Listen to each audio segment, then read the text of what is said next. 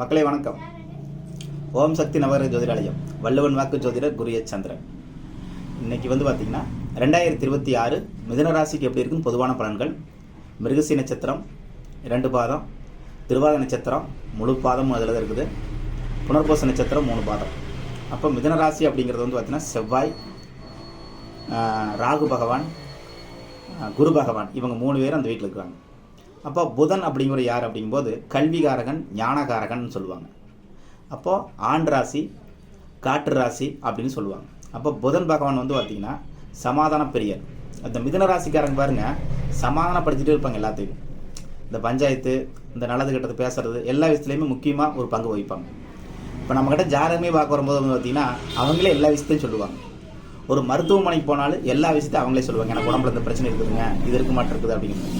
அதே மாதிரி எங்ககிட்ட வரும்போது இந்த திசை ஊற்றி நடக்குது, இந்த ராசி, இந்த நட்சத்திரம் எனக்கு இப்படி இருக்குது அப்படின்னு எல்லா விஷயத்தையும் அவங்களே சொல்லுவாங்க. அப்போ மிதுன ராசிக்காரங்க எல்லா விஷயத்துலையுமே கொஞ்சம் மூக்கு நுழைப்பாங்க. அதனால் அதில் மட்டும் கொஞ்சம் கவனமாக இருக்கும்.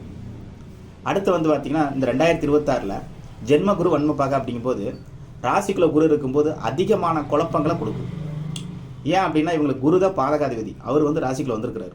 அப்போது குழப்பங்கள் அதிகமாக இருக்குது, எந்த விஷயத்துலையுமே திருப்தி இல்லாமல் இருக்குது, மன ரீதியாக பிரச்சனை.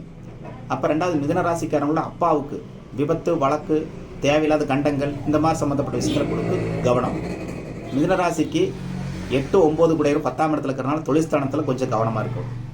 ஏன் அப்படின்னா சனி பகவான் அவர் பார்த்திங்கன்னா 10ஆம் இடத்துல இருக்கிறார், 10 கூட லக்னத்தில் இருக்கிறார், ராசியில் இருக்கிறார். அப்போது அந்த மாதிரி சம்மந்தப்பட்டதில் கொஞ்சம் தொழில் ஸ்தானத்தில் மட்டும் கொஞ்சம் கவனமாக இருக்கணும் ஆரம்பத்தில் மட்டும். அப்புறம் அதுக்கப்புறம் குரு 2ஆம் இடத்துல உச்சம் பெறும்போது அந்த தனஸ்தானம் அப்படிங்கிறது ரொம்ப சிறப்பாக இருக்குது.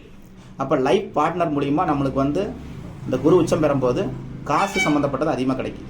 வருமானம், பொருளாதாரம், மனைவி மூலிமா சொத்து, இந்த மாதிரி சம்மந்தப்பட்ட விஷயங்கள் அதிகமாக கிடைக்கும். அது ரொம்ப சிறப்பு. இதில் மட்டும் கொஞ்சம் பார்த்துங்க. 2026 ஆரம்ப காலத்தில் கொஞ்சம் குழப்பங்கள், நிறைவு காலம் அப்படிங்கிறது ரொம்ப சிறப்பாக இருக்குது.